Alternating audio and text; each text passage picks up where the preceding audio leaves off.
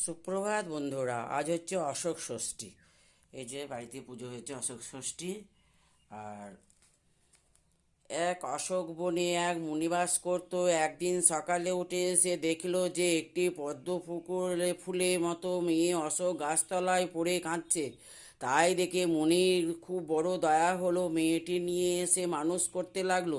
মুনি ধ্যান করে জানলো যে একটি হরিণী এই মেয়েটিকে প্রসব করেছে। মুনির কথা বেরিয়ে গেল, হরিণী এসে দুধ খেয়ে খেতে যেতে এমনি করে মেয়েটি বড় হলো। মুনি দেখলো ওই রকম সুন্দরী মেয়ে একলা কুড়েতে বাস করেছে, যাওয়া উচিত নয়। সেই জন্য সে ভালো পাত্রের সন্ধান করতে লাগলো। তারপর উনি অশোক গাছের তলায় মেয়েটি কুড়িয়ে পেয়েছিল বলে তার নাম রেখেছিল অশোকা। তাই দৈবর ফলে একদিন সকালে উঠে মুনির খেয়াল হলো যে দেখে বাবা, আমার একটা ছোট্ট মেয়ে আছে, তার সাথে তোমার বিয়ে দেবো, সেই মেয়েটি তোমার নিতে হবে। এই কথা বলে মুনি অশোকার হাত ধরে এনে রাজপুত্রর হাতে সঁপে দিল। আর মেয়েটি আঁচলে কথাগুলো অশোক ফুল আর বিচি রেখেছিল সেগুলো বেঁধে দিয়েছিল। দিয়ে সারা রাস্তা ফেলতে ফেলতে গিয়েছিল। তাই অশোক ষষ্ঠীর দিন বিচিগুলো আর এখান থেকে যাবার সময় বারবার দু হাত করে ছড়াতে যাচ্ছে রাজপুত্র বাড়ি পর্যন্ত। তাই গাছে সার হয়েছিল।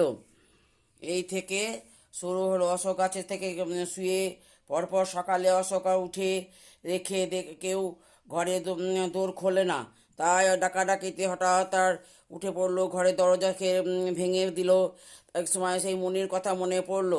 অশোকা তখন সেই অশোক গাছের সার ধরে সে মুনিবরের কাছে এসে ধ্যান করে জানতে পারলো যে ঘেঁটোর আগুনের জুকলাই দিয়ে সেদ্ধ করা খেয়েছিল, সেই জন্য সেই এরকম সর্বনাশ হয়েছে। তাই তার তার ভাবিসনি জল নিয়ে সকলের মাথায় ছিটিয়ে দেখা যা। এরপর থেকে ওরা জ্ঞান ফিরল। শুক্লা চৈত্র মাসে শুক্লপক্ষে দিনে কলায় অশোক ফুলের কলি দিয়ে মা ষষ্ঠীর পুজো করে ছয়টি মুখ কলাইয়ের অশোক কলি নিয়ে খেয়ে কিছু খাবি।